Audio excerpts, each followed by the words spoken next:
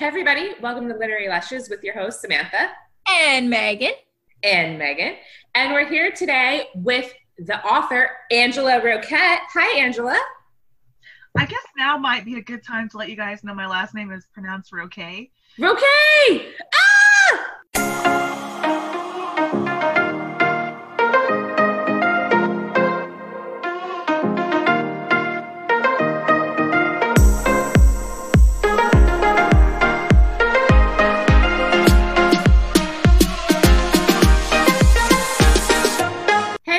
Welcome to Literary Lushes with your host, Samantha.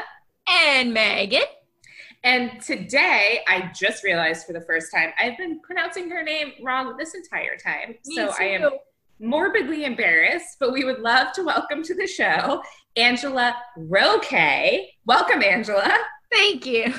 Oh, and thank you for being so awesome and understanding with my horrible pronunciations of every author's last name.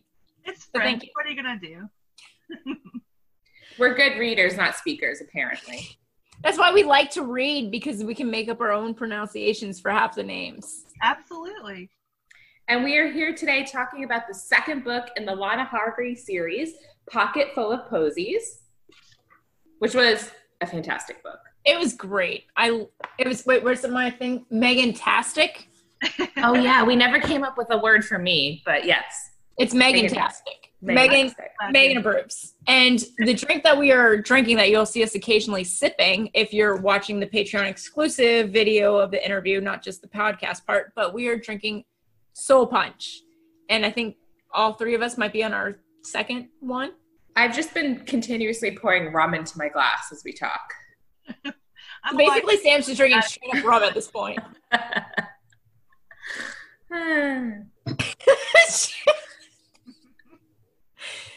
It's as if you cannot tell already, it's a strong drink. It's great. It fits the story. And it was created by Angela. Yes. Thank you, Angela, for giving us the recipe. I feel like Lana would enjoy this drink very much after a hard day of reaping. I feel like or schooling. Or a night with Bub. Purgatory Lounge. I love Purgatory Lounge. Like, just everything about it. Like, I want to go there. So if I remember correctly, I did read the last, and you should feel super honored, Angela, like super honored. I never read the author's like acknowledgments or the author's I'm just like, okay, I'm done with the book. I'm good. I'm ready to like go on with my life. This book, I read the last page and it was like, oh, 2019 was the 10-year. And then me being, again, like Sam, I'm not good with numbers. I am bad with numbers. Actually, I'm probably way worse than Way Sam. to take me down with you.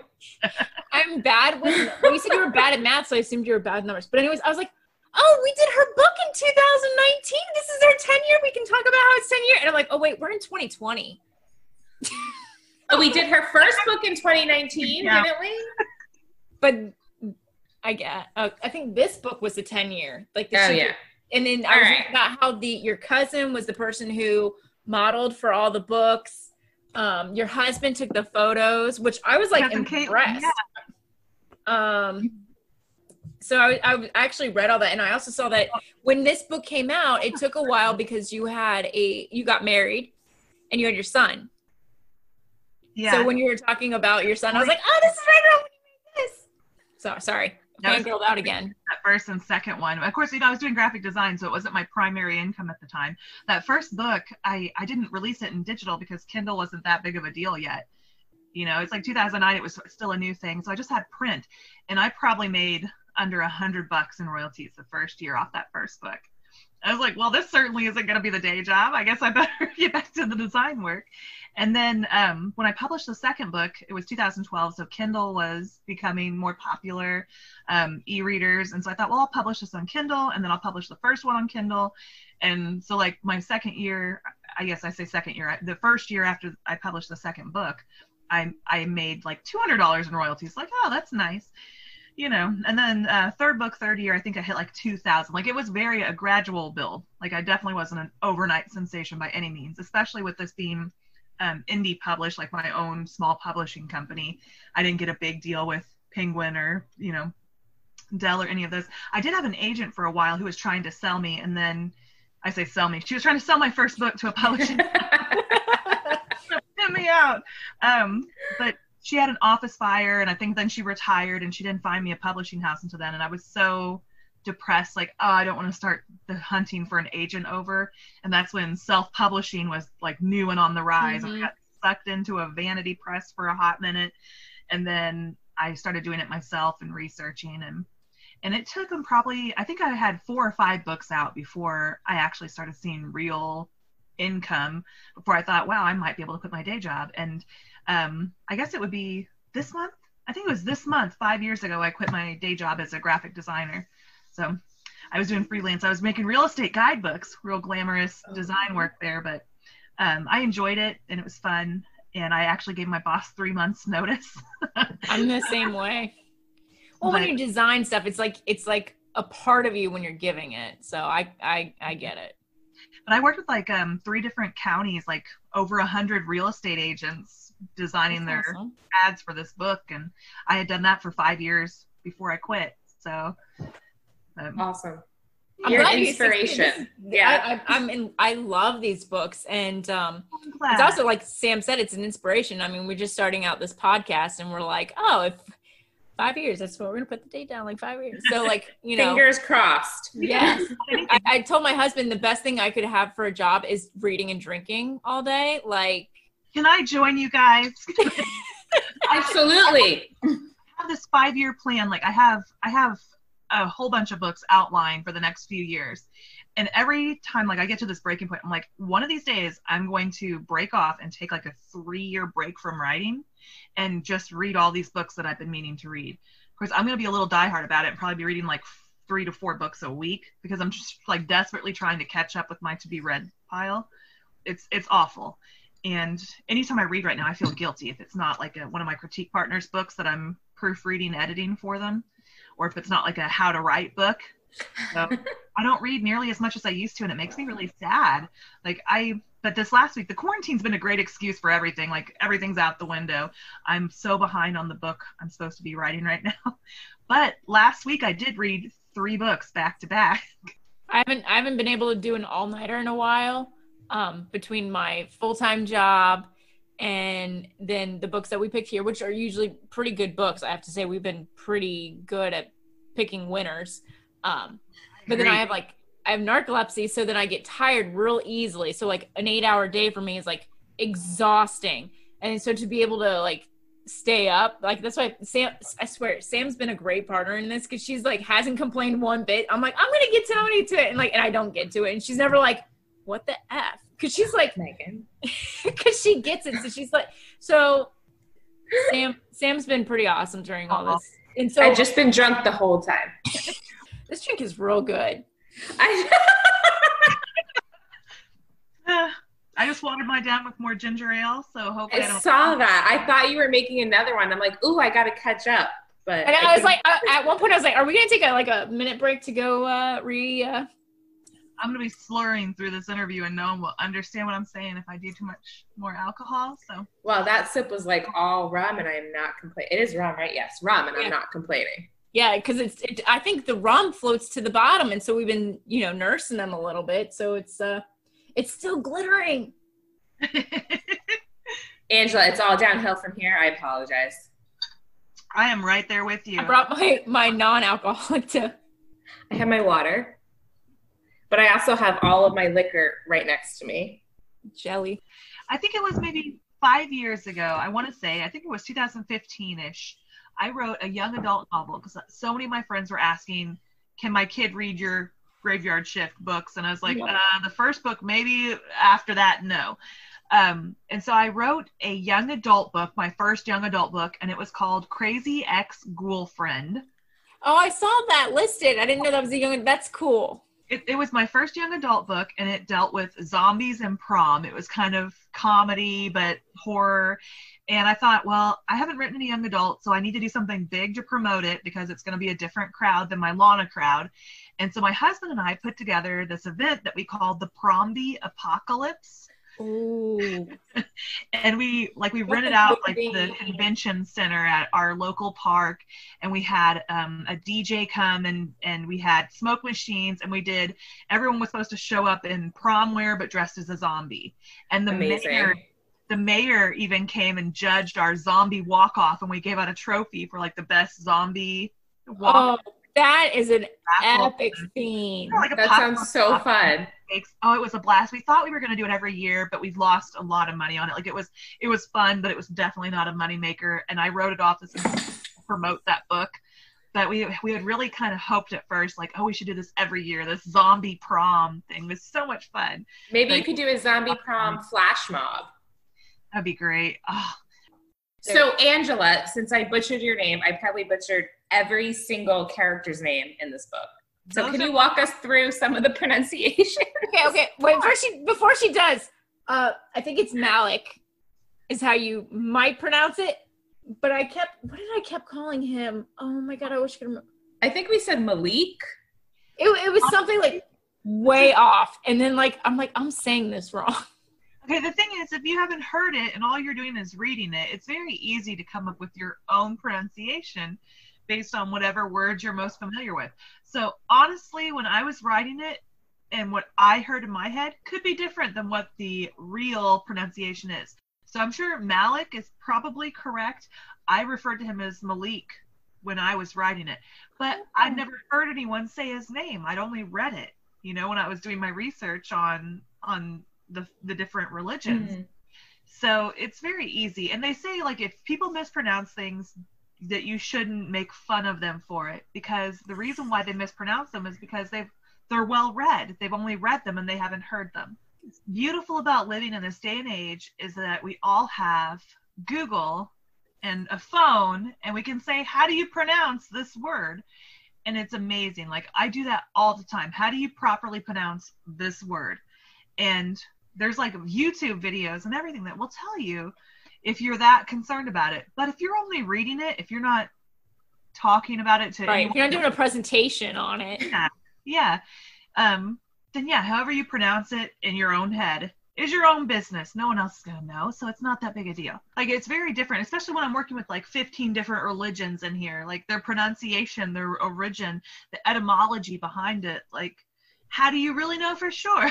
And how we're taught to interpret a certain string of letters is not how another, language is typically spoken. It depends on if the root word is like Greek or Latin or something else. I have to say, you did a great job, by the way, bringing all the different religions in and making it like harmonized. So like, if anybody from a different religion were to read your book, I don't think anybody would be offended by anything they read. Oh, you'd be surprised. Like, I was like so excited, but again, that's because maybe my background and my stuff, my beliefs and whatever, like, I'm just like, this is like great. Like, if I were to, if a reader were to come to get me and then they showed me this, I'd be like, okay. There's sexy demons walking around. Oh, hey. I think how? It should be sliced. Like, okay, I think a lot of white Americans looked at that and said, yeah, that's great. That's, you're very inclusive and everything. But me, as a white American coming from like the Bible Belt of the Midwest, there are things I did wrong. And I can admit that now. I didn't know at the time. Okay. I did have, which team were you on, Sam? Okay, so first book, I was all about Malik because I was like, okay, he's like shy, he's new to limbo. Sure. And then like second book, I understood where he was coming from. And there were parts in the book where Lana was being so hard-headed, like when they literally had to tranquilize her and like tie her to her bed to protect her. And which, by the way, which is hypocritical considering she got angry at Warren for leaving his home. I was like, listen. Sorry. Right. Exactly. So I'm like, I get it. She's being like a stubborn toddler who's not listening and is like, I don't need your help, but then gets the shit kicked out of her in an alleyway and is like, I need help. By Craig. Let's put it by Craig.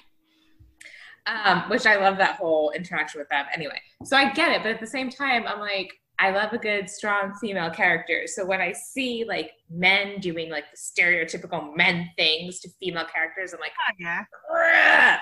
So when Malik was like, oh, I'm going to pay for your rent and you're going to stay here and you can't leave. I'm like, fuck you, Malik. She doesn't need you. She's like, You know, when I was reading this, I'm like, Sam and I are going to have completely different views on it. I'm like, yeah, and like I'm trying to like really wrap my mind around it because I wrote this book like okay, it published 8 years ago, right? mm-hmm. And so I'm really trying to, you know, and like you learn everything, like new stuff, every book you write, and how the characters progress and how people are going to react to them and their reactions. And of course, and I say human beings, even though Lana's like this 300-year-old Reaper, like she's still the character. She's still a toddler considering her. Sure. Everyone else in her world is, you know, mostly older. You have these people that are thousands of years old because of the religion and stuff. And so it becomes kind of this awkward of, but she's still a baby. So, and you have to have character growth throughout a series. So clearly they start out at I want to say the bottom of the barrel, but just like where they're going to start their growth from. We'll go from there. Okay. I have, because I'm OCD. I take notes when I'm reading books, especially when we're interviewing the author, so I could be like, oh my gosh. Wait, I have one question. I'm sorry. Okay. Can I ask one question for her? I guess. See, I'm getting all like fangirl. I said I wasn't going to do this, and I'm still doing it. I blame, again, the soul punch for this. Pepper. Okay, what is your question for Angela? I'm corralling you back in. Thank you. So my question for Angela is I highlighted two of my absolute favorite. Like, it was really hard not to like do it on almost every chapter, but when you come up with the little quotes from other famous people, okay. I loved like a bunch of them, but I really try to limit it because it was dog-earing a book that I loved. So is there a way you come up with that, or is it just something that you're like, I like this quote? Or I mean, I noticed it usually went with the theme of the chapter. I did notice that. I have do you just like Googling like quotes for death and then just like have a long running list? Yeah, there's is it Quote Garden? There's like 3 or 4 websites that are just all about quotes. And then I have I'm a reader, so I have a book problem. But when I was much younger, I helped out a friend who had an antique mall, and they would go out and purchase these big estates. And one of them, like they found this lady after she had passed away. Her kids discovered that she actually owned 3 other homes in the same town that were crammed full of stuff, from books to scarves that still had the price tags. Like she had a buying problem. And 3 houses that they didn't know about. That were crammed full of stuff, from scarves to books, right? And they were having this huge summer weekend sale, and they asked me to come help, and they asked what I would want to be paid as, and they told me that this lady used to be an English teacher and also had a problem buying books. I said, good, that works for me. I'll just take payment enough. Yeah, exactly. So I have all these like really old like these are like, you know, from like the 50s and before, books full of quotations. And I love quotes. I've always loved quotes. And so between the 3 different websites that I follow, which I could send you the links to if you would like them, you know, yeah. But they're popular quote websites. And anytime I see anything, like on a few of the Facebook pages I follow, I'll save them. But I also have a bunch of really old yellowed paged quote books from. I love books like that. That's awesome. Yeah. So I really lucked out there, a bunch of really old books that had quotes in them. And what I do is I just compile them in a Word document, and then whatever that particular chapter was about, I do like a keyword search and find something that was similar. But there were so many fun ones. But yeah, dealing with religion or politics or whatever happened to be. And then of course the John Wayne stuff, you know, so. Yeah, I did love how it gave like a little flavor about what the upcoming chapter would be about. So I'm like, oh yeah, they're going to go shopping in this chapter. I've done that with. I did mark 2 of them. I mean, there was like, I'm not kidding. I really probably will just go back and like when I find my little Post-it note and just go back and like remark them and just like flip through each chapter. It's like, if you don't take care of yourself, the Undertaker will overtake that responsibility for you.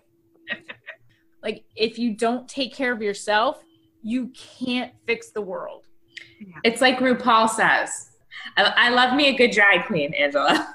I love RuPaul. I love RuPaul. He's like, how you gonna love, you gotta love yourself so you can love somebody else. That's a good quote.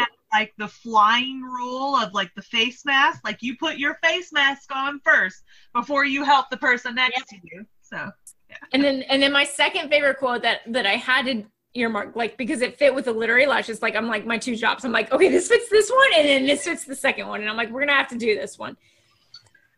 Alcohol may be man's worst enemy, but the Bible says love thy enemy. Frank Sinatra. I read that and like, Sam, I was just like dying laughing. I'm like, this is great. I'm dog-earing this. Like, I didn't even hesitate to dog-ear that page. Like, I was like, this is such a literary lush quote. We should put that on a t-shirt. Yeah, it became more work later on, because I know I did probably duplicate a quote or two throughout the 7-book series and all those. I'm not surprised. I don't think everybody's going to remember all like 28 quotes per book, you know. Yeah. But, you know, I didn't do that with any other book series. Like I'm working on book 8 in my Blood Vice series. And I've done a couple other smaller series, but Lana was still my biggest series, the bestseller. People have asked, like I've had like dozens of emails, like, is it really over? Is book 7 it? Are you sure that's it? You sure? I'm assuming she takes her retirement money that she plans and it's just like, yeah, I'm doing my retirement plan. Here it is. Like, no, I could blame Lana just even after the first 2 books. If she's like, I'm done. I'd be like, I'm done. I would jump into the Sea of Souls after I went through what she went through. I want to be recycled. Like, I saw what the next book is about. I'm like, no, I'd be to the fates. Please recycle this. I'm done. I did a short story collection that included, like, I had a few short stories and anthology collections through the years, but then I did a collection like Limbo City Lights that was all short stories, like all of them together. And the first one was Distant Past, like her and her mentor Saul. And then the last short story was a distant future, like way into the future, kind of futuristic stuff happening. And I thought, oh, that'll be a good way to bookend the series, and then all the other short stories in the middle, you know. And I've had so many people asking about it that I do actually have a spin-off series in the works. It's a 5-book which could expand, but I have 5 books roughly outlined. The first one will be debuting next summer of 2021. Cool. Return to Limbo City. The first book is called Life After Death. So, but I thought I have like a 5-book series. Could be more, but I've had so many people asking, and my second series is the biggest, like the second bestseller, the Blood Vice series, which is vampires in St. Louis modern time. I'm working on the 8th and final book there. Nice. It's been really hard. I've been trying to get it out for like the last year. It's been miserable. Like the ending of the series is the absolute worst, because you want to go back and reread everything, make sure you're tying up all the loose ends. And I have, like, I'm at the brink of finishing that book, but it's so bittersweet. And so, and I know I'm going to have a short story collection that has that, you know, distant past and distant future short story to tie it together. But the Lana series was definitely the beginning for me. And to go back and do like the spin-off, I know I'm going to have to start researching quotes again, because that's kind of expected of that series. And so I have already been collecting quotes and saving them in a folder. We can totally take Megan-tastic. I mean, Megan-tastic. I'm just saying. Yeah, I love quotes so much, and I have so many of them already saved for the spin-off series that I'm planning. That's great. Angela, as far as I've been reading your book, like, it makes sense, everything that's been happening. Because I worry, like, there's so much stuff in there that I worry, and there was stuff that, like, later books in the series, I was like, shit, like, did I screw myself here? Like, because you really have to keep track of it. Like, series Bibles are a thing, and like my editor actually does them. And if I had, like, she edited, okay, my editor is Shell Olson with Literally Addicted to Detail, And she didn't actually edit my Lana books until much later. I had like 5, 6 beta proofreaders early on that I relied on because I was poor, shoestring budget, and they were retired English teachers, newspaper editors, and I thought, oh, they'll catch everything. Except unless you know the person who is proofreading, editing for you is, you know, well versed in Greek mythology or Egyptian mythology or Hinduism or Buddhism, like they might know where a comma goes, but they might not necessarily know that this character is supposed to be this way, or cultural things. Right. But Shell, when she, like, I asked her to edit this stuff for me like years after the series was done, and she did an amazing job. I love her. She's edited over a dozen novels for me. But early on, there were things that slipped through that, even though I had like half a dozen people proofreading this for me that had, you know, college degrees and English, stuff slipped through. It's just how it goes. I mean, not everyone sees the same stuff. So there are things that I wish I had her early on to do the editing stuff.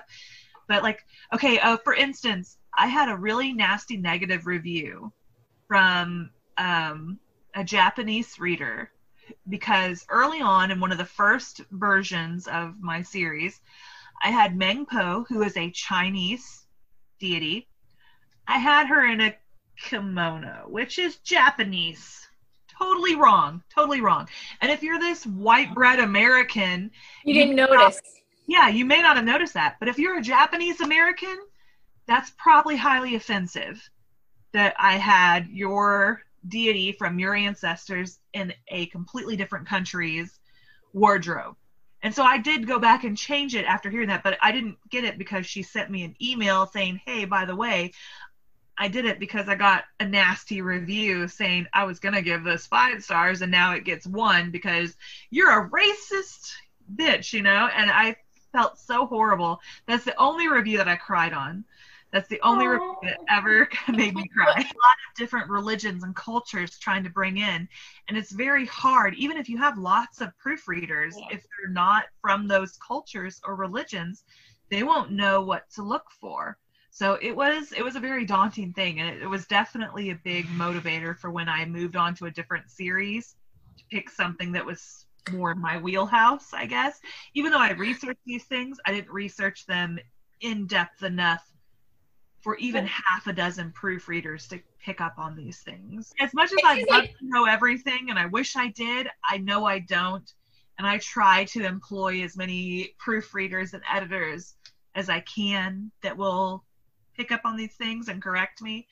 But to be corrected in like an Amazon review really was a little humbling, humiliating, I guess we'll say. But I did go back and fix it as best I could. Can I tell you one thing I did love about the series? I love the friendship between Lana and Gabriel. Aww. I think for me though, like early on anyway, that distinction is because I've known from a very young age that I was bisexual. I dated women like through high school and everything. And so this idea of romantic interest versus friendship interest is something that I've been able to make the distinction on from a fairly young age. And so this idea of Gabriel and Lana just being friends and not a romantic thing has been something that's easy for me to wrap my mind around. And you know, just coming up, like even in my 20s when I was a big bar goer, I had a friend named Shannon, a guy who was just my best friend. Like we went out and sang karaoke like a few times every single week. We were out singing karaoke at the bars, and I never once in a million years had a romantic interest in him, but it was just that friendship, and it was very easy to draw from that for Gabriel and Lana to have that relationship of, this just because they get along doesn't mean they'd be great romantically. Like she's okay with the fact that he gets sloppy drunk and barfs in her apartment, like on the couch. Yeah, on her couch. That's maybe not something she'd totally tolerate if that were a romantic interest. Yeah. Like that's not attractive, okay? But yeah, they got along on this friendship level. Can I tell you one of my favorite parts of the book was like the first couple pages where they're at the baseball game and Gabriel is yelling at them and Lana's like, they can't hear you. Oh my God. Do you know how many times we have this conversation but it's reversed for right now. Like when I'm watching something. Like I had flashbacks to my childhood where my dad is screaming at the TV at a football game and my mom's like, they can't fucking hear you. My husband is the hugest Chiefs fan because we're from Missouri and everybody in Missouri loves Kansas City Chiefs, and they won the Super Bowl this year. So of course we went to my brother-in-law's house and everybody was drunk and crying, because the Chiefs won. Oh my God. And here I am. I'm a New Orleans Saints fan. Okay. That's my team. All right. And so Drew Brees. I showed up for moral support, but I'm like, oh yeah, that's great. I'm sober. Your team won. That's awesome. It's super late. Y'all are drunk and crying because the Chiefs won for like the first time in forever. But okay, not last year, the year before, the Saints and the Chiefs both made it to their playoff games because they're in separate division or conferences, I guess. Is that the AFC and the NFC or whatever? Yeah, and they both made it to the final game of their conferences, and they both lost. So can you imagine the disappointment in our house? Like we have flags, we have flag poles out on the front of our garage. My husband, even because he's so sweet and he knows that I'm a Saints fan and I don't care much about the Chiefs, I will support Chiefs. But he actually went and got me a Saints flag so he could hang a Saints flag on the front of the house during the Saints games. It was so sweet. Both sweet. Our teams lost their conference games the year before last. I thought, oh my God.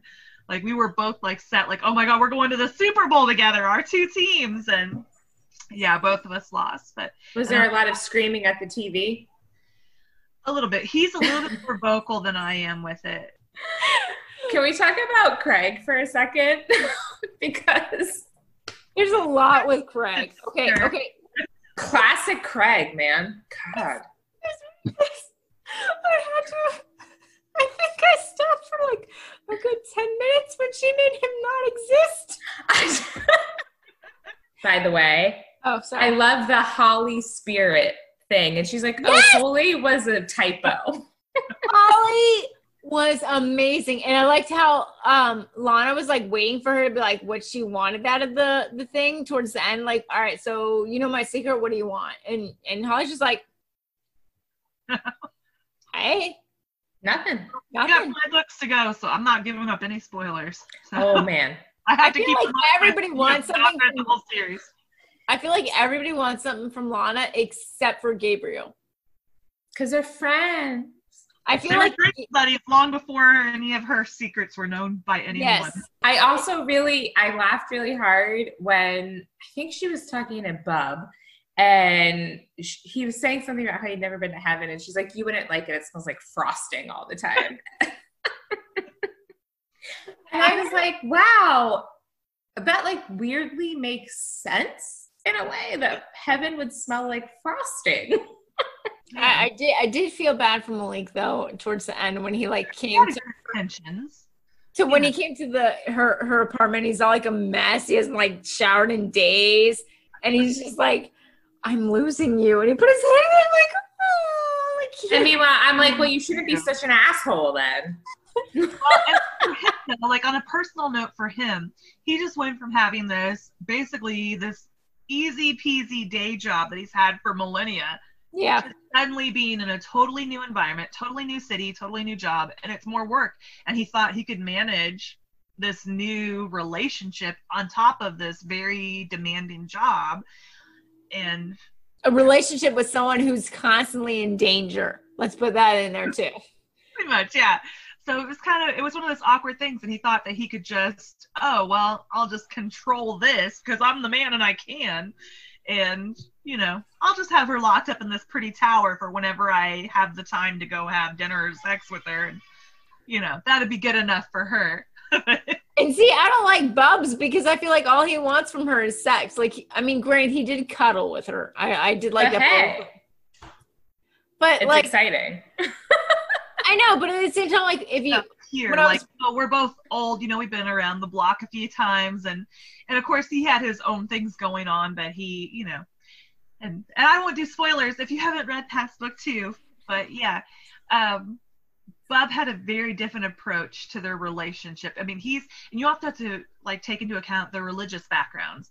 Like here we are, this Muslim, which is very much a traditional type religion structure between the genders, and then versus this demon who's like whatever, and I can do what I want, and then do what I want because it makes me happy. Because that's great. Like, have you seen the show Lucifer? Oh my God! I was hoping someone would bring that up. Okay, what happened? Like after I wrote Bub, and like Lucifer happened, I was like, he would be a perfect Bub. Why did he have to be Lucifer already? I was like, damn it, Neil Gaiman. But speaking of people I thought who would play Bub, this is a old reference, so please bear with me. But in The Mummy, the guy who played Ardith Bay, the guy who was like, oh, Brendan Fraser, you're crazy for going. O'Day Fair. He plays. Yeah. He's adorable. When he was in The Mummy, that's who I was picturing, because I was like, slight British accent, and like, I don't know why, but like I pictured Bub to have like more angular features. Yeah. It's like, that's, you know what's funny about that is that's more of who I picture for Malik. Okay. I know he's not, I guess, like Middle Eastern, which you would expect for Malik, but Jason Momoa is what I've always pictured for Malik. Okay. And see, for O'Day Fair, that's who I pictured as Malik, and then as Bub, I actually pictured Tom Hiddleston. Yes. So much yes. And it's who Malik was O'Day Fair. That's who I didn't imagine for that character. That's funny. Gabriel, I thought Owen Wilson, oddly enough. Owen Wilson. I pictured like Chris Hemsworth. Right. Because work too, yeah. Because lately in like some of his movies, he's been letting like his humorous side come out, and I'm like, I could see like him romantic, or like Ragnarok was hilarious. So exactly. Like wearing dirty white pants with his like 8-pack out. He's so sexy, and he's like, I'm gonna get drunk and vomit on your couch. Whatever. He worked for Gabriel too, yeah. My cousin Caitlin, on all the new covers, my cover designer Rebecca Frank actually added the hair to it, because my cousin Caitlin doesn't have naturally curly hair. I could not find a stock model to save my life that worked for Lana that had curly hair. Okay, so when I was looking at the cover photos, I was like, I don't know if I'd call that curly. Like, I'd call that like. It's tough to find good curly haired models. It's weird. It's because a lot of them don't like it. So it's like when I imagine Lana, when you were like describing it, I imagine like kinky curls. Or that's just like I had massive, insane curls that you like, when, like if you showered and you didn't blow dry and style it, it's like this poofy Lion King vein. I love that look. I love that. Like this came from the other book that we read, the One for the Money by Janet Ivanovich. Look at that. So the name right. Like that's what I imagine. Like I'm imagining like Grace from Will and Grace. I'm imagining that hair. So I'm like reading this and I'm like, what's on that cover? That's the curliest, I guess, that like Rebecca Frank, who did my covers, because she photoshopped that hair on Caitlin, my model. My cousin Caitlin, she pulled her hair back and put a headband on, and then Rebecca Frank applied all these beautiful visual, like the backgrounds, the color effects. She added all of that to it. Rebecca Frank's amazing. She the first series of covers for the series I did myself, and they're very simplistic illustration style. And then for the 10-year anniversary, I had all the covers redone, and Rebecca Frank did them. My husband did the photography, you know, with my cousin Caitlin. It was melting hot on her back deck, and we had like the photo drop, like the white drop, and her holding like probably a broom handle or something. And then Rebecca Frank went in there and added the weapons properly, and the background and the colors. And that's awesome. That's really cool. Okay, Sam, what are the questions you had? I know you have like a bunch, and I keep. So we actually covered a lot of them. I just wrote like a random I wrote like a random thing because it made me laugh when I was reading, and like Alana was forced on lockdown and she was bitching about how she can't go anywhere and how she doesn't want to live her life in danger. And I'm like, how weirdly topical, like a decade later. Yeah. Everybody's bitching about COVID and being at home. I think if Lana thought that her going out would endanger a zillion other people, she probably wouldn't have been a dumbass and probably would have just stayed home or worn a mask or something when she went out. But yeah, it's weird. Yeah, I was laughing. Does she ever realize the hypocrisy that she's doing to Warren? Is it what I call him? Wilson. You called him Warren earlier. See? It's something with a W. See how I mean? Like I do a W and like whatever I name it. Who's it? Yeah. No, but who's is what she killed. Okay, spoiler alert, when you guys finish the series, we got Josie and Ginny and we got Winston and Warren. Winston. Okay? Oh, see? Winston! That's what I'm talking about. Oh, I caught on to those. Like I screwed up writing a few times and put the wrong person's name in the wrong place. That had to be caught by proofreaders later. And yeah, after you get through the series, if you haven't guessed, I'll let you know my fix-all for when I have characters' names that sound the same. Because honestly, God, I'm like, wait, shit, who? And I'm like going back and I'm like, wait, that's not right. Like, why is he playing doctor? This doesn't make any sense. And then I like go and like realize I'm reading two different characters. But anyways, like how she's like, oh, I don't want to see you every week. You're only expected to see Grimm. You're expected to stay in this house. And like, that's all you do. Meanwhile, she's mad because she gets to see like 30 people, but she gets pissed off when she's expected to stay in Holly House when she could, you know, like, I don't know. Like, I was like, do you see the hypocrisy or no? You know. Yeah, I think someone summed it up about the quarantine, which applies to this as well. It's the difference between wanting to spend all your time in your room and being told to go to your room. So it's kind of that. Yeah. And yeah, you know, maybe she probably should have just played it smart and stayed home. But to think that it's only your own life that you're endangering if you're doing something dumb, do you really like sure, you could stay home all the time and not risk getting involved in a mall shooting, but you never want to go to the mall again just to make sure you don't get, you know? Right. Versus if you were told that everybody would die if you go to the mall. Yeah. Yeah. Very, very, very true.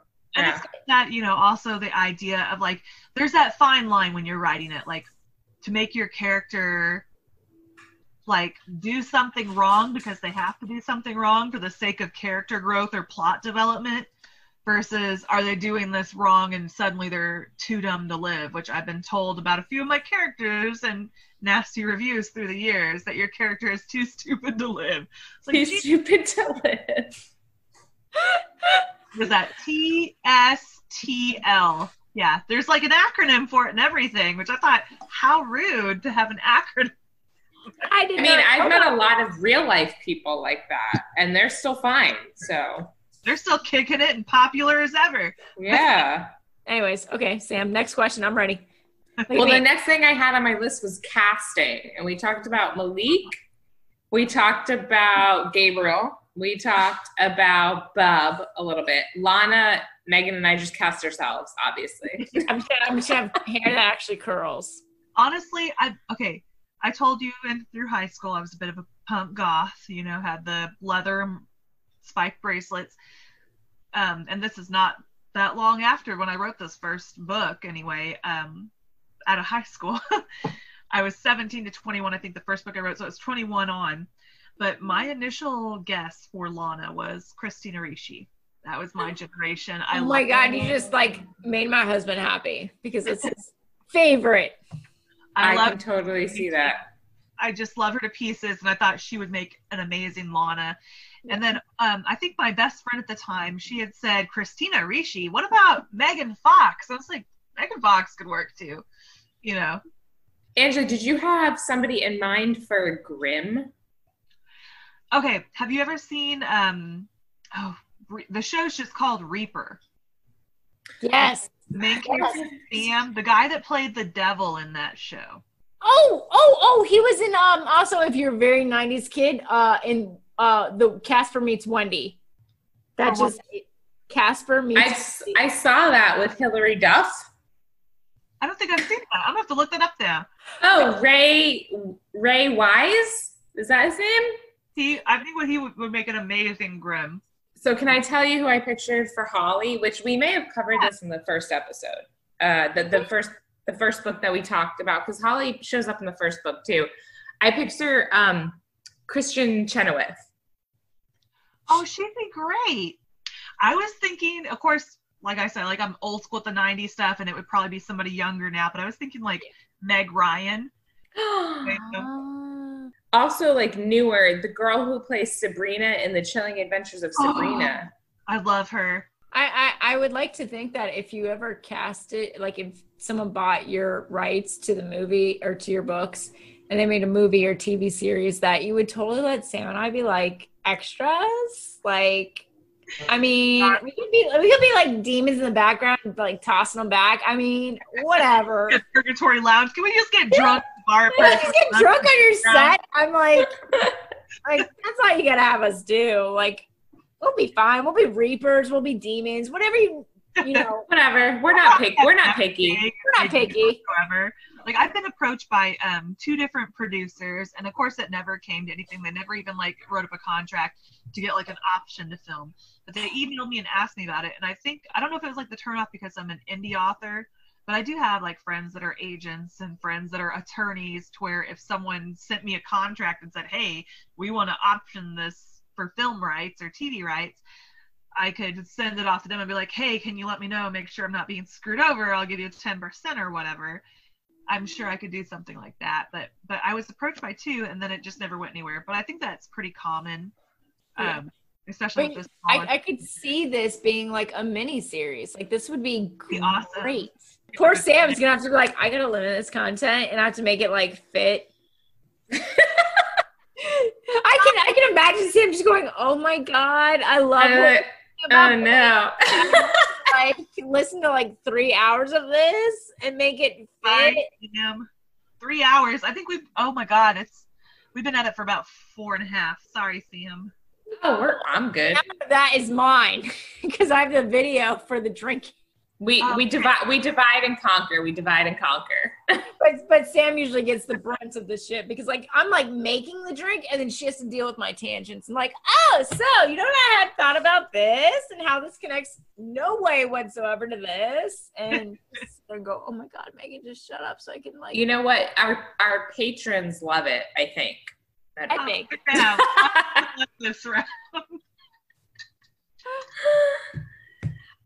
Okay, so that was it. All I had was Conscious Corner Mother's Day. Thank you, moms. Thanks, we Mom. wouldn't be here if it wasn't for you. Literally. My mom reads all my books, by the way. Oh, that's great. That conversation for like the second book. Also a little weird. Just a little weird. So I have an explicit scene in book 2, and I told you it's milder throughout.